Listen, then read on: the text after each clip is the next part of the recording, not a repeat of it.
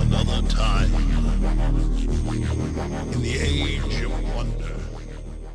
I'm not altogether on anybody's side, because nobody is altogether on my side, if you understand me.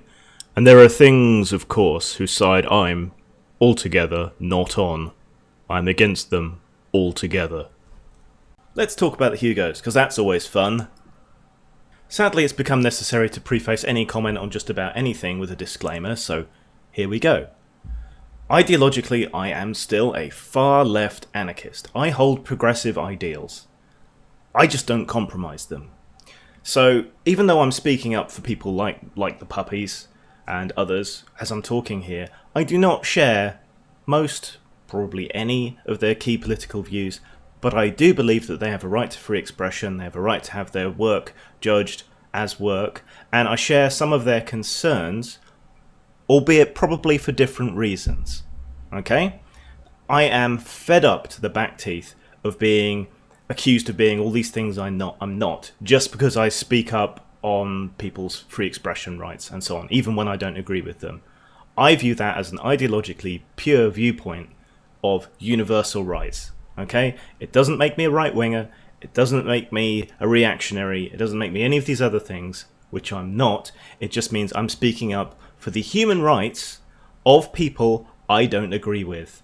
And I think that's a good thing, and if you're against that, I think that makes you the villain. Are we clear? Okay. Progressive who speaks up for people who aren't. Got me? Good, excellent. Let's get started.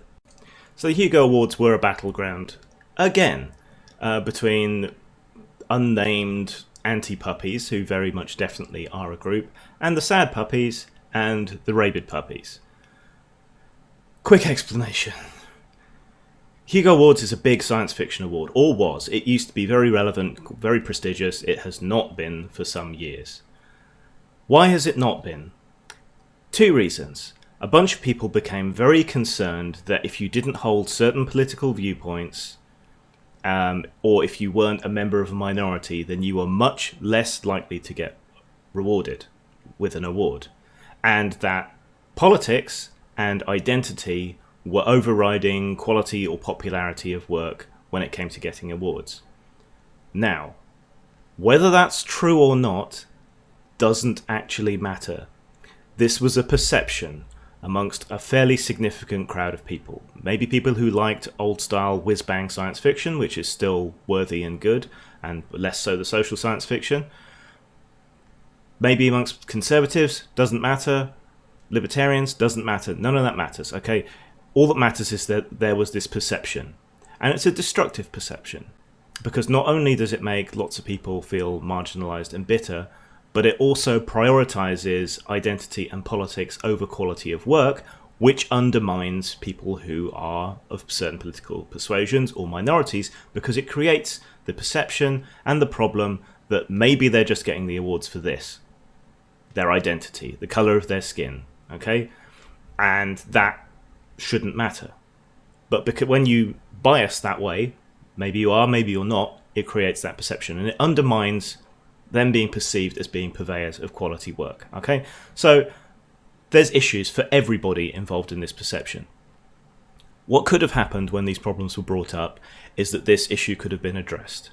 Maybe you could have had an elected panel that would decide who won rather than an open vote, and you could have blanked the identities and the names of the people submitting the work. Some of the works would still be obvious, no system's perfect, but then people could judge purely on the work rather than identity or necessarily politics, because it doesn't always come through in the work. That could have been a way to approach it. There's others. I'm not here necessarily to provide solutions, but to describe what the problem is and what's been going on. So it could have been addressed. It wasn't. People doubled down. They started hurling accusations of racism, sexism, all the usual shit that you come to expect.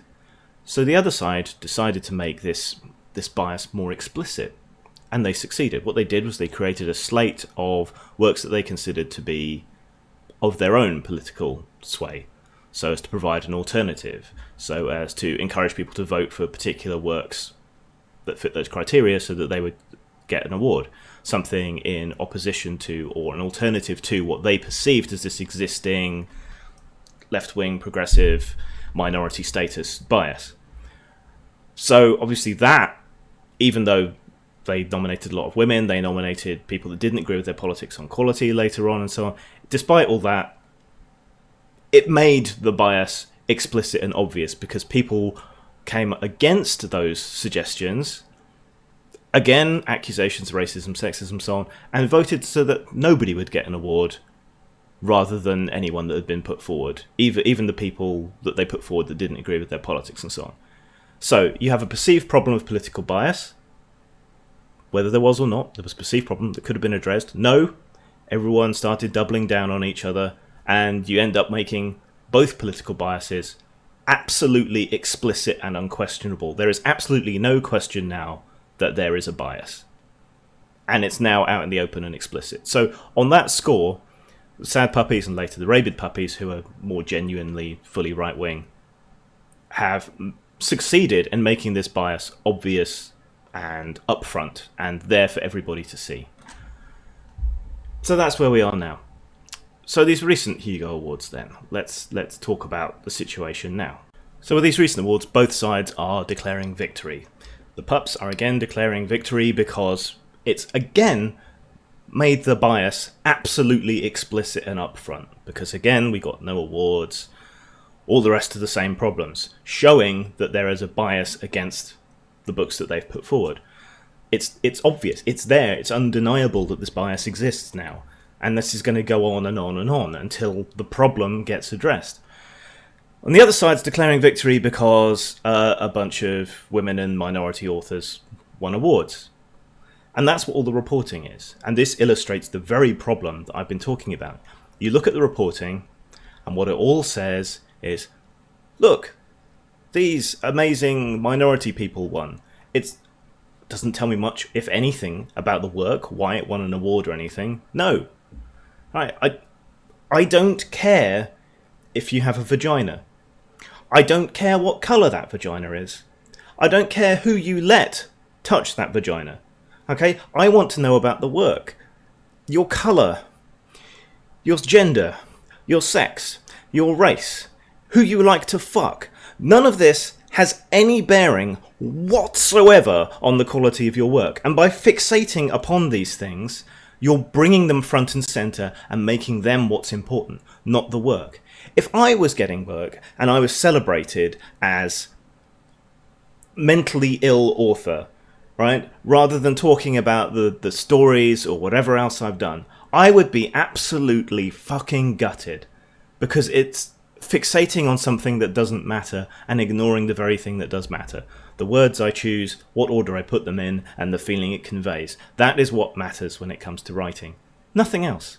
It doesn't matter whether you're white, black, grey, green, blue, polka dotted, half white, half black.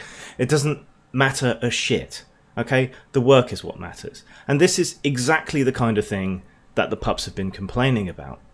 And the pups are not all right-wing. There's plenty of people who are left-wing, there's plenty of people who are libertarian, there are plenty of people of all identities involved. They're not all right-wing, but I'm not a pup, but I sympathise with their concerns because I can see that they are real. So that's the Hugo Awards themselves, and the problem I'm talking about in the reporting in the media, the perception that's been created, and the fact that the bias has been made explicit and undeniable. But it doesn't stop there. The other big controversy was Dave Truesdale being kicked out of the con, basically. Now, he was invited to chair a panel, the panel on the state of short fiction. As his opening remarks, as moderator, he raised the idea that a big problem was this hyper-PC culture, and launched into his opening remarks on that for about 5 minutes, which isn't a big deal. This kind of thing from moderators participating in the discussion happens at popular science conventions, happens at comic conventions, happens at general nerd conventions, happens at gaming conventions, and so on. Moderator is not just there as a referee. They are usually a participant as well. This should not shock, upset, or anybody, yet apparently it has. So he brought up the problem of PC hyperculture and tried to make a point about pearl clutching by having pearls with him. People seem to not understand that he was mocking them with the pearls. They seem to think that's an article of mockery. Anyway, before he could finish his remarks, he started getting pushback and so on. You can listen to the whole panel below. There may have been some other confrontations later, but my point here is he was immediately under attack for trying to raise something that was on topic and is a concern. And you don't have to be a right-winger or to hold regressive views about anything in order to be concerned about this. If you want to write about a controversial subject, this should concern you. If you want bad things to happen to characters in your stories, this could concern you. You don't just have to be a wingnut for this to be a problem for you. And it is very definitely an issue, not just in short stories, but in all creative media. So I can't see where the problem is in him raising this. This is the point of panel discussions, to discuss. But through the whole thing, they keep trying to marginalise him, override him, get away from that point for some reason, even though it's important and integral and on topic. And because of this, apparently, there may be other stuff going on. It's not completely clear yet. He got thrown out. Now, you can listen to the panel. I don't think there's anything there that warrants being thrown out of a convention. In fact, I think it proves his point far better than any oratory he could have given was, because he's rather soft-spoken and not very clearly spoken either. So, attacking him for raising that political correctness is an issue and throwing him out because he's not politically correct, well done. Own goal. This shit is going to keep going on until the problem's addressed. But the problem is never going to be addressed because neither side is willing to back down or be reasonable at all. This is especially true, however, of the anti-puppy side. They absolutely will not even consider that they might be in the wrong in any way, or that they've proven the other side's points. I try talking to both sides. I find the pups much more reasonable, at least the sad ones, not so much the rabid ones. They are much more willing to talk. They're much more willing to explain their point of view to anyone willing to listen. Maybe that's because they're more desperate for people to listen to them at all. Maybe it's because they need people to listen to them while the others don't. Because here's the other thing you need to understand. If you're a hyper-PC, censorious, authoritarian moron, you are the establishment now. You're not the rebel. You're not fighting for anything new or meaningful or significant. You're the establishment. You're the problem here because you're attempting to censor and silence other points of view. I don't agree with those points of view, but I think people have the right to express them. You should too. I mean, Christ!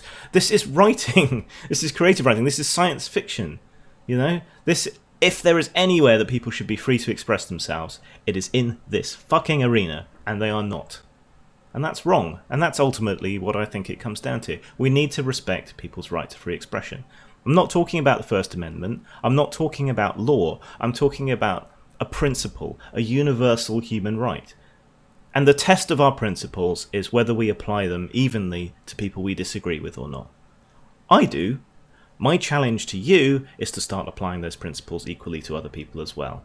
Equality is not just for minorities, it's for everybody. Free expression is not just for people you agree with, it's for everybody. And don't talk to me about consequences. Charlie Hebdo massacre was consequences. Just try and address the issue, please. I know I'm talking to people who won't listen. But if you address the puppies issue that they believe, and I think it's been confirmed that there is bias in the community, then you need to find mechanisms to address that. And you also need to find mechanisms to address the problem that the puppies have created to illustrate this problem by creating slates and so on. Both of these issues need to be addressed. Until they are, the Hugos will continue to slide into insignificance and continue to be a circus sideshow, and I don't think that benefits anybody at all. Take care, guys. If you like what I do here, please like, subscribe. You can find me on social media, on Twitter at Grimachu, James Desborough on Facebook, James Grim Desborough on G+. My main website is postmortemstudios.wordpress.com. If you want to help me out with a little money, which will go to support my games, writing and other projects, you can do so at Patreon, which is also Grimachu.